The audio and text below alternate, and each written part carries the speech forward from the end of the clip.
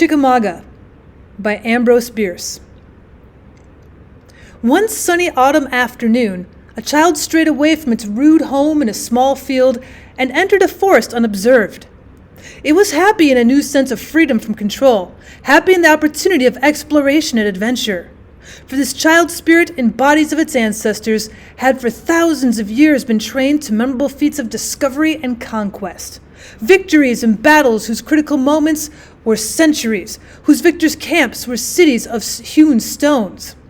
From the cradle of its race it had conquered its way through 2 continents, and passing a great sea had penetrated a 3rd, there to be born to war and dominion as a heritage. The child was a boy aged about 6 years, the son of a poor planter. In his younger manhood, the father had been a soldier, had fought against naked savages, and followed the flag of his country into the capital of a civilized race to the far south. In the peaceful life of a planter, the warrior fire survived. Once kindled, it is never extinguished. The man loved military books and pictures, and the boy had understood enough to make himself a wooden sword, though even the eye of his father would hardly have known it for what it was. This weapon he now bore bravely, as became the son of an heroic race, and pausing now and again in the sunny space of a forest assumed, with some exaggeration, the postures of aggression and defense that he'd been taught by the engraver's art. Made reckless by the ease with which he overcame invisible foes attempting to stay his advance, he committed the common enough military error of pushing in the pursuit to a dangerous extreme, until he found himself upon the margin of a wide but shallow brook, whose rapid waters barred his direct advance against the flying foe that had crossed with illogical ease. But the intrepid victor was not to be baffled. The spirit of the race which had passed the great sea burned unconquerable in that small breast, and would not be denied.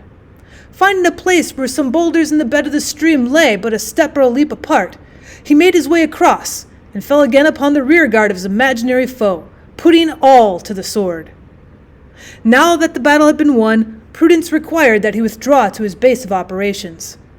Alas, like many a mightier conqueror, and like one the mightiest, he could not curb the lust for war, nor learn that tempted fate will leave the loftiest star.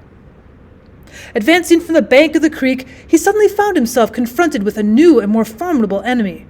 In the path that he was following, sat and bolt upright, with ears erect and paws suspended before it, a rabbit. With a startled cry, the child turned and fled, he knew not in what direction, calling with inarticulate cries for his mother, weeping, stumbling, his tender skin cruelly torn by brambles, his little heart beating hard with terror, breathless and blind with tears, lost in the forest. Then for more than an hour he wandered with erring feet through the tangled undergrowth, till at last, overcome by fatigue, he lay down in a narrow space between 2 rocks, within a few yards of the stream, and still grasping his toy sword, no longer a weapon but a companion, sobbed himself to sleep. The wood birds sang merrily above his head. The squirrels, whisking their bravery of a tale, ran barking from tree to tree, unconscious of the pity of it. And somewhere far away was a strange muffled thunder, as if the partridges were drumming in celebration of nature's victory over the son of her immemorial enslavers. And back at the little plantation, where white men and black were hastily searching the fields and hedges in alarm, a mother's heart was breaking for her missing child. Hours passed, and then the little sleeper rose to his feet. The chill of the evening was in his limbs, and the fear of the gloom in his heart. But he had rested, and he no longer wept. With some blind instinct which impelled to action, he struggled through the undergrowth about him and came to a more open ground. On his right the brook, to his left a gentle acclivity studded with infrequent trees. Over all the gathering gloom of twilight. A thin ghostly mist arose along the water. It frightened and repelled him. Instead of recrossing in the direction whence he'd come, he turned his back upon it and went toward the dark enclosing wood. Suddenly he saw before him a strange moving object which he took to be some large animal. A dog? A pig? He could not name it. Perhaps it was a bear. He had seen pictures of bears, but knew nothing to their discredit, and had vaguely wished to meet one. But something in form or moving of this object, some thing in the awkwardness of its approach, told him that it was not a bear, and curiosity was stayed by fear. He stood still, and as it came slowly on, gained courage every moment, for he saw that at least it had not the long, menacing ears of the rabbit. Possibly his impressionable mind was half conscious of something familiar in its shambling and awkward gait. Before it had approached near enough to resolve its doubts, he saw that it was followed by another, and another. To right and to left were many more. The whole open space about him was alive with them, all moving toward the brook. They were men. They crept upon their hands and knees. They used their hands only, dragging their legs. They used their knees only, their arms hanging idle at their sides. They strove to rise to their feet, but fell prone in the attempt. They did nothing naturally and nothing alike, save only to advance foot by foot in the same direction. Singly, in pairs, and in little groups, they came on through the gloom, some halting now and again while others crept slowly past them, then resuming their movement. They came by dozens and by hundreds. As far on either hand as one could see in the deepening gloom, they extended, and the black wood behind them appeared to be inexhaustible. The very ground seemed in motion towards the creek. Occasionally one who paused did not again go on, but lay motionless. He was dead. Some, pausing, made strange gestures with their hands, erected their arms and lowered them again, clasped their heads, spread their palms upward, as men are sometimes seen to do in public prayer. Not all of this did the child note. It is what would have been noted by an elder observer. He saw little but that these were men, and yet crept like babes. Being men, they were not terrible, though unfamiliarly clad. He moved among them freely, going from one to another, and peering into their faces with childish curiosity. All their faces were singularly white, and many were streaked and gouted with red.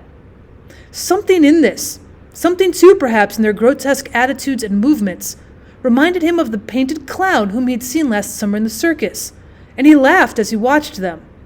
But on and ever on they crept, these maimed and bleeding men, as heedless as he of the dramatic contrast between his laughter and their own ghastly gravity. But to him it was a merry spectacle. He had seen his father's negroes creep upon their hands and knees for his amusement, had ridden them so, making believe they were his horses. He now approached one of these crawling figures from behind, and with an agile movement mounted it astride. The man sank upon his breast, recovered, flung the small boy fiercely to the ground as an unbroken colt might have done, and then turned upon him a face that lacked a lower jaw. From upper teeth to the throat was a great red gap, fringed with hanging shreds of flesh and splinters of bone. The unnatural prominence of nose, the absence of chin, the fierce eyes, gave this man an appearance of a great bird of prey, crimsoned in throat and breast by the blood of its quarry. The man rose to his knees, the child to his feet. The man shook his fist at the child, and the child, terrified at last, ran to a tree nearby, got upon the farther side of it, and took a more serious view of the situation. And so the clumsy multitude dragged itself slowly and painfully along in hideous pantomime, moved forward down the slope like a swarm of great black beetles, with never a sound of going, in silence profound, absolute. Instead of darkening, the haunted landscape began to brighten. Through the belt of trees beyond the brook shone a strange red light, the trunks and branches of the trees making a black lacework against it. It struck the creeping figures and gave them monstrous shadows, which caricatured their movements on the lit grass. It fell upon their faces, touching their whiteness with a ruddy tinge, accentuating the stains with which so many of them were freaked and maculated. It sparkled on buttons and bits of metal in their clothing. Instinctively the child turned towards the growing splendor and moved down the slope with his horrible companions. In a few moments had passed the foremost of the throng. Not much of a feat, considering his advantages. He placed himself in the lead, his wooden sword still in hand, and solemnly directed the march, conforming his pace to theirs and occasionally turning as if to see that his forces did not straggle. Surely such a leader never before had such a following. Scattered about upon the ground, now slowly narrowing by the encroachment of this awful march to water, were certain articles to which in the leader's mind were coupled no significant associations. An occasional blanket, tightly rolled lengthwise, doubled and the ends bound together with a string. A heavy knapsack here, and there a broken rifle. Such things, in short, are as found in the rear of retreating troops, the spoor of men flying from their hunters. Everywhere near the creek, which here had a margin of lowland, the earth was trodden into mud by the feet of men and horses. An observer of better experience in the use of his eyes would have noticed that these footprints pointed in both directions, The ground had been twice passed over, in advance and in retreat. A few hours before, these desperate, stricken men, with their more fortunate and now distant comrades, had penetrated the forest by the thousands. Their successive battalions, breaking into swarms and reforming in lines, had passed the child on every side, had almost trodden on him as he slept. The rustle and murmur of their march had not awakened him. Almost within a stone's throw of where he lay, they had fought a battle. But all unheard by him were the roar of the musketry, the shock of the cannon, the thunder of the captains, and the shouting. He had slept through it all, grasping his little wooden sword with perhaps a tighter clutch, in unconscious sympathy with his martial environment, but as heedless of the grandeur of the struggle as the dead who had died to make the glory.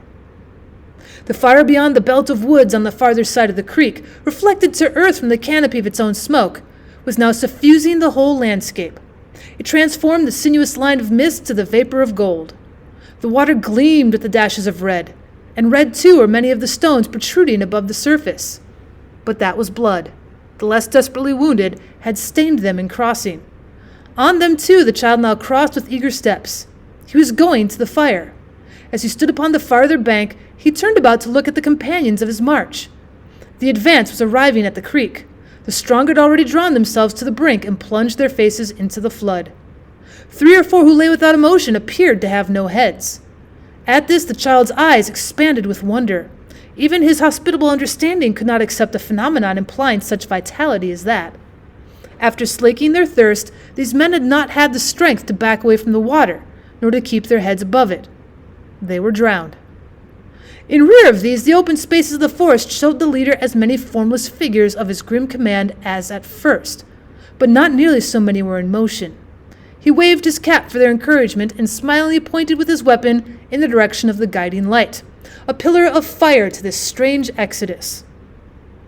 Confident of the fidelity of his forces, he now entered the belt of the woods, passed through it easily in the red illumination, climbed a fence, ran across a field, turning now and again to coquette with his responsive shadow, and so approached the blazing ruin of a dwelling. Desolation everywhere. In all the wide glare, not a living thing was visible. He cared nothing for that. The spectacle pleased, and he danced with glee in the imitation of the wavering flames. He ran about, collecting fuel, but every object that he found was too heavy for him to cast in from the distance to which the heat limited his approach. In despair, he flung his sword, a surrender to the superior forces of nature. His military career was at an end. Shifting his position, his eyes fell upon some outbuildings which had an oddly familiar appearance, as if he had dreamed of them. He stood considering them with wonder, when suddenly the entire plantation with its enclosing forest seemed to turn as if upon a pivot. His little world swung half round. The points of the compass were reversed. He recognized the blazing building as his own home. For a moment he stood stupefied by the power of the revelation, then ran with stumbling feet, making a half-circuit of the ruin. There, conspicuous in the light of the conflagration, lay the dead body of a woman, the white face turned upward, the hands thrown out and clutched full of grass, the clothing deranged, the long dark hair in tangles and full of clotted blood. The greater part of the forehead was torn away, and from the jagged hole the brain protruded, overflowing the temple, a frothy mass of gray, crowned with clusters of crimson bubbles, the work of a shell. The child moved his little hands, making wild, uncertain gestures.